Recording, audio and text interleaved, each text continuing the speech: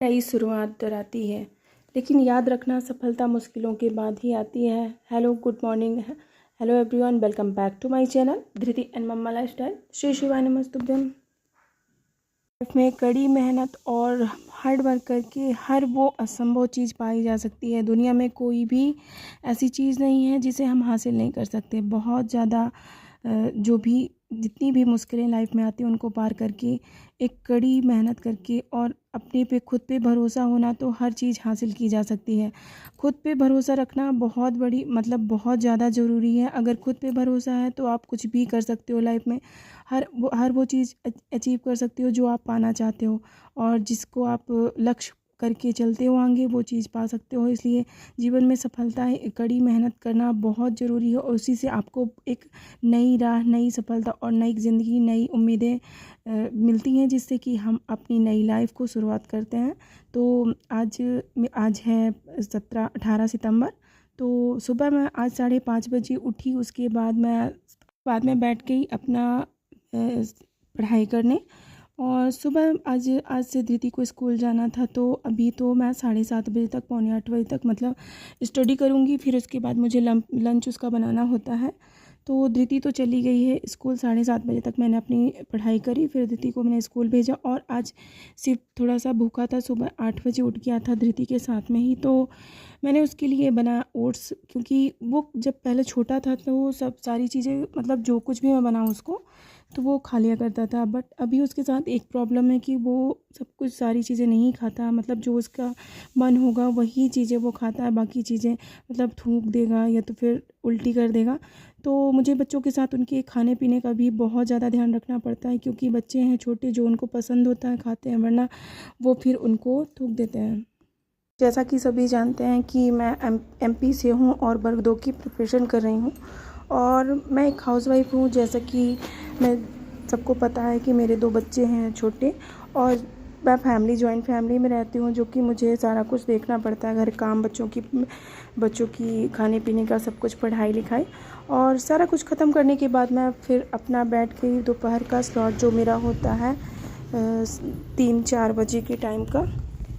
जैसा कि अभी एक दिन के पेपर में ऐसा आया था कि वर्ग 2 की टोटल वैकेंसी 50,000 निकलने वाली है MP में।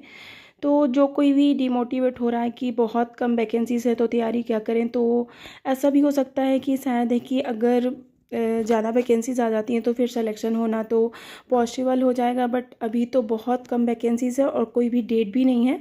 तो ऐसा सोच के चलना चाहिए कि शायद है कि सरकार है कि वैकेंसीज बढ़ा दे और पोस्ट ज़्यादा निकाले, तो उसमें फिर सिलेक्शन हो सकता है।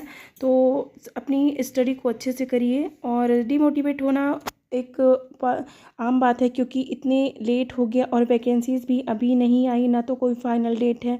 तो ऐसे डेट पे डेट बढ़ना तो थोड़ा सा सभी जो भी स्टूडेंट है, जो भी प्रिपरेशन कर रहे हैं MP टेट की, तो उसमें 20,000 भी वर्ग 2 की पोस्ट आ जाती हैं। तो बहुत अच्छा, 20,000 उसकी वर्ग 3 की और 20,000 वर्ग 2 की, तो उसमें सिलेक्शन फिर पॉसिबल हो जाएगा।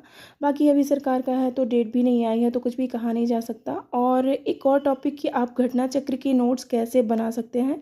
तो आप लास्ट टाइम में रिवीजन के लिए बहुत ज़रूरी है कि आप इम्पोर्टेंट टॉपिक को, बस जो भी आपके फैक्ट हैं जो घटना चक्र की, या फिर जो भी आपने बुक्स ली हैं उनको, घटना चक्र जैसे, तो आप एक यूथ पब्लिकेशन की भी आती है, तो आप उसमें से भी नोट्स कंप्लीट कर सकते हैं। तो मैंने जो भी मैंने अभी सत्यार्थी का जो क्लास ज्वाइन किया था उसके मैंने नोट्स कंप्लीट किए, फिर मैंने अभी घटना चक्र के जस्ट नोट्स बनाने चालू कर दिए, क्योंकि थोड़ा सा रिवीजन हो जाएगा।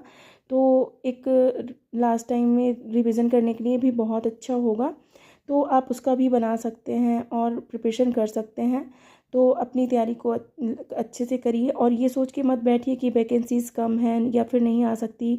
सरकार का है, कुछ भी कर सकता है, बढ़ा भी सकती है वैकेंसी, तो फिर लास्ट में पछताना रह जाएगा।